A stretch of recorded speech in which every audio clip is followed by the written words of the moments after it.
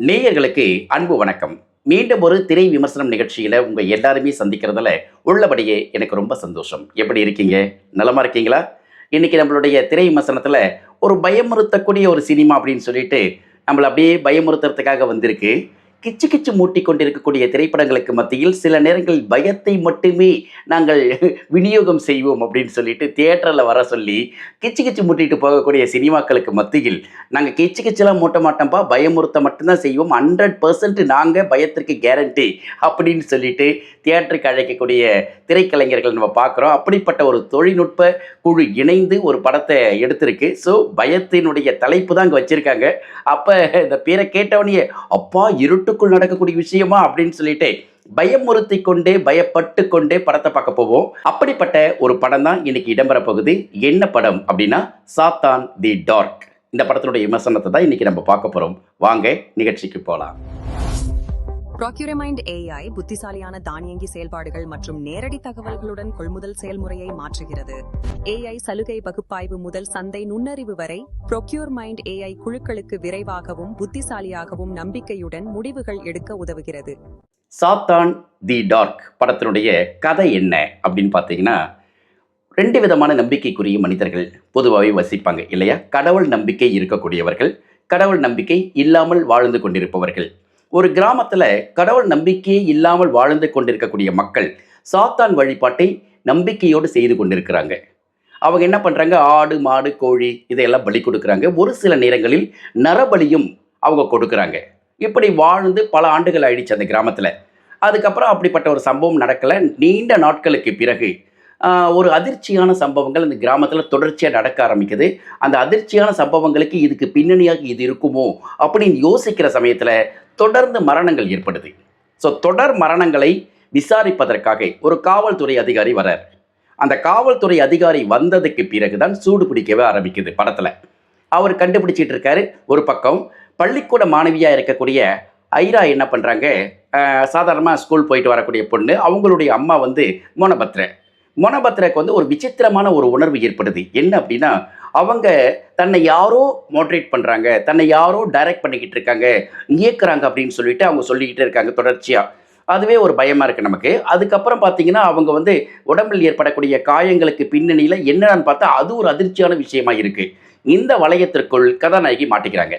So கதாநாயகி ஒரு பெரிய சிக்கலில் இருக்காங்க அப்படிங்கிறத அவங்களுடைய காதலனாக இருக்கக்கூடிய பள்ளிக்கூட மாணவரான எஃப்ஜேக்கு தெரிய வருது. ஸோ எப்படியாவது தன்னுடைய காதலியை அந்த பாதுகாப்பு அதை ஒரு பாதுகாப்பற்ற நிலைமையில் இருக்காங்களே அவங்கள கொண்டு பாதுகாக்கணும் அப்படிங்கிறதுக்காக அவங்க வீட்டுக்கு போகிறார்.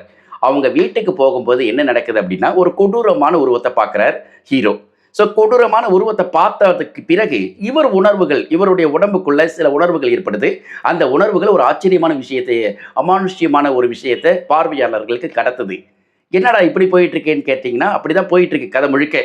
ஸோ அப்போ என்ன ஆகுது அப்படின்னா, இந்த தொடர் மரணங்களை கண்டுபிடிக்கக்கூடிய உயர் போலீஸ் அதிகாரி வராரு. அவரு அதற்கு பிறகு கதாநாயகியை காப்பாற்றணும்னு நினைக்க எண்ணத்தோட உள்ள நுழைஞ்சிருக்க கொடூர முகத்தை பார்த்த கதாநாயகன் எஃப்ஜே, இதுக்கு மத்தியில் மொனபத்ரா தனக்கு ஒரு வித்தியாசமான உணர்வு இருக்க கதாநாயகருடைய அம்மா சொல்கிறாங்களே, இதெல்லாம் யார் காரணம், எது பின்னணியாக இருக்கும் அப்படிங்கிறது தான் ஒட்டுமொத்தமான படத்தினுடைய கதை சாத்தான் தி டார்க். ஸோ இந்த படத்தினுடைய டெக்னிக்கல் டீமை பற்றி பேசலாமா? ஒளிப்பதிவு பாலாஜி ராமசாமி இவர் பண்ணியிருக்கார். ஒரு வீடுங்க, அந்த வீட்டுக்குள்ளர ஏற்படக்கூடிய சம்பவங்களை பயமுறுத்தலுடன் ஒரு கேமரா கோணத்தில் வச்சு பார்வையாளர்களுக்கு ஒரு பயத்தை கடத்தி இருப்பது கேமரா செய்யக்கூடிய வேலை. அந்த வேலையை பாலாஜி ராமசாமி நல்லா பண்ணியிருக்கார்.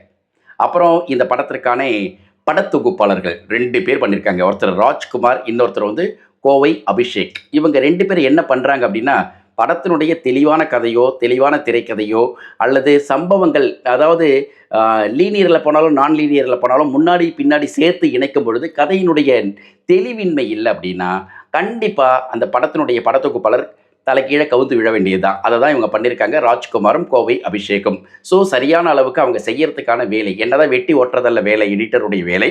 கதைக்கு துணை செய்யக்கூடிய விஷயமா இருக்கணும். அந்த கதையே சரியா இல்லாதப்ப இவங்க என்ன பண்ணாலும் இது எடுபடாமல் போயிடுச்சு அப்படிங்கிறது ஒரு வருத்தமான விஷயம். படத்தினுடைய இசையமைப்பாளரை பற்றி பேசலாம். அஸ்வின் கிருஷ்ணா. அஸ்வின் கிருஷ்ணா இந்த படத்தில் அதிகமாக சத்தம் போட்டிருக்காருங்க. இசையால் சத்தம் போட்டிருக்கார். சத்தம் இல்லாமல் பேசுவதற்கு இசை அப்படின்ற பேர், ஓசையை ஒழுங்குபடுத்துறதுக்கு பேர் தான் இசைன்னு சொல்லுவாங்க. ஆனால் இங்கே சத்தம் போட்டிருக்காரு. ஏன்னா பயமுறுத்தக்கூடிய ஒரு திகில் கலந்த ஒரு பேய் படம் அப்படிங்கும் போது நீங்கள் அந்த பயத்தை உள்வாங்கணும் அப்படின்னா சத்தம் போட்டுதே நான் சொல்லிட்டு பயங்கரமாக தேட்டரில் டடா பயங்கரமான சத்தம். இந்த சத்தம் பார்வையாளர்களுக்கு தலைவலியை தான் கொடுக்குது. கிளம்பும்போது முடிஞ்ச ஒரு அமிர்தாஞ்சன் அல்லது ஒரு 4-5 சேரிடான் டேப்லெட் கையில் கொடுத்துருந்தாங்கன்னா நல்லா இருந்திருக்கும்னு நினைக்கிறேன். அது இல்லை. ஸோ அதனால் தலைவலி தான் மிச்சம். இந்த படத்தில் அவ்வளோ இரைச்சலான சத்தங்களாக தான் இருக்குது. ஆனால் பயம் வந்து கொஞ்சம் உள்ளுக்குள்ளே எட்டி பார்க்குது. அது இல்லைன்னா சொல்ல முடியாது. அதுக்கு பிறகு இந்த படத்தினுடைய கேப்டன் கதை, திரைக்கதை, வசனம், இயக்கம் பண்ணியிருக்கார் இல்லையா, மணிகண்டன் ராமலிங்கம் அவர் தான் பண்ணியிருக்கார். படத்தை எடுத்துக்கிட்ட கதை ஓகே. அந்த கதையை சொல்லக்கூடிய விஷயங்களில் முன்னாடி காலம், பின்னாடி காலம், நிகழ்காலம்னு வரும்பொழுது எல்லாத்தையும் கனெக்ட் பண்ணுறப்ப இது அது அது அதுன்றப்ப கோட்டை விட்டுறாரு. அவருக்கு என்ன பிரதானமாக நினைக்கிறாரு அப்படின்னா பயம் மட்டும்தான். ஸோ உங்களை நான் பயமுறுத்தும் பாரு, 100% நான் தான் கேரண்டி, உங்களுக்கு நான் தான் கேரண்டி, பயத்திற்கு நான் கேரண்டி அப்படின்னு சொல்லிட்டு கோதாவில் இறங்கியிருக்கார் மனுஷன். ஆனால் அந்த பயத்தை கடத்துறதுக்காக அவர் பிரயத்தனப்பட்டாரே தவிர கதையை கொண்டு சரியான திரைக்கதையுடன் கடத்துவதற்கு அவர் கோட்டை விட்டு இருக்கிறார் அப்படின்னு தான் சொல்லணும். அப்படி தான் பண்ணியிருக்கார் படத்தை. இதில் வந்து சாந்தினி தமிழரசன் வந்து நடிச்சிருக்காங்க. கிளைமேக்ஸினுடைய அதாவது முடிகிற ஸ்டேஜில் அவங்க உள்ள நுழையிறாங்க. அவள் தான் கதையினுடைய மையப்புள்ளி. அப்புறம் தான் பிறகு தெரியுது நமக்கு. ஸோ அவங்களோட இந்த படத்தை முடிக்கிறாங்க. ஸோ செகண்ட் ஹாஃப்க்கு போக போகுது. படத்தினுடைய முதல் பாதி தடுமாற்றத்துடன் நிறைவு செய்யப்பட்டிருக்கு. இனி வரக்கூடிய செகண்ட் ஹாஃபில் கண்டிப்பாக மணிகண்டன் ராமலிங்கம் கொஞ்சம் சுதாரிச்சுக்கிட்டு கதையை கொஞ்சம் மேக்கப் பண்ணி கொஞ்சம் அழகுபடுத்தி அதனுடைய திரைக்கதையில் இருக்கக்கூடிய சின்ன சின்ன தவறுகளையும் குளறுபடிகளையும் ஓட்டைகளையும் சரிப்படுத்திட்டார்னா செகண்ட் ஹாஃப் வந்து அவரை ஒரு வித்தியாசமான இயக்குனராக காட்டிடும் அப்படின்னே சொல்லலாம். படத்தினுடைய கதாநாயகன் எஃப்ஜே வந்து பள்ளிக்கூட மாணவன். ஸோ அதனால் அசால்ட்டாக போயிடுறாரு. அதே போல் ஐரா கதாநாயகி, அவங்க பள்ளிக்கூட மாணவி, பல இடங்களில் பயமுறுத்துகிறாங்க. மொனபத்ர அவங்களுடைய நடிப்பு உண்மையாகவே அடிவயிறு பகீர்னு ஆக்குது. அப்புறம் அந்த இன்ஸ்பெக்டராக வர போலீஸ் அதிகாரியாக வரக்கூடிய புது நடிகர், அப்புறம் வந்து அந்த ஊரில் வரக்கூடிய பாதிக்கு மேற்பட்ட மக்கள்லாம் புதுமுகங்களாக இருக்காங்க. எல்லாருமே சிறப்பாக நடிச்சிருக்காங்கன்றதில் மட்டும் எந்த ஒரு மாற்று கருத்துமே இல்லை. ஸோ சாத்தான் தி டார்க் படம் பார்க்கலாமான்னு கேட்டால் பயத்துடன் பார்ப்பதற்கு நீங்கள் தயாராக இருந்தால் தியேட்டருக்கு போய் பாருங்கள். ஆனால் பயத்தோடு திரும்பி வருவீங்களான்னு கேட்டால் அது ஒரு $1 மில்லியன் கொஸ்டின் தான். சரியா? மீண்டும் அடுத்த திரை விமர்சன நிகழ்ச்சியில் சந்திக்கலாம்.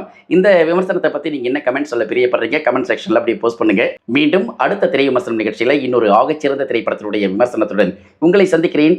அதுவரை அன்பு வணக்கங்களையும் வாழ்த்துக்களையும் சொல்லி விடை பெற்றுக் கொள்கிறேன். என்றும் உங்கள் நேசத்திற்குரிய நாகா. See you. Bye. ஐயோ அநியாயத்துக்கு ஸ்வெட்டுதுங்க. என்ன பண்ணுறது, ஃபேனு ஏசி எல்லாம் ஆஃப் பண்ணிவிட்டு இந்த ரெக்கார்டிங் பண்ணும்போது இப்படி ஸ்வெட் ஆகுது. இதை தொடச்சிக்கிட்டு நான் வந்து சொல்லி முடிக்கணும். நீங்களும் பயத்தை தொடச்சி விட்டுட்டு அடுத்த கட்டத்துக்கு நகருங்க. See you. Bye.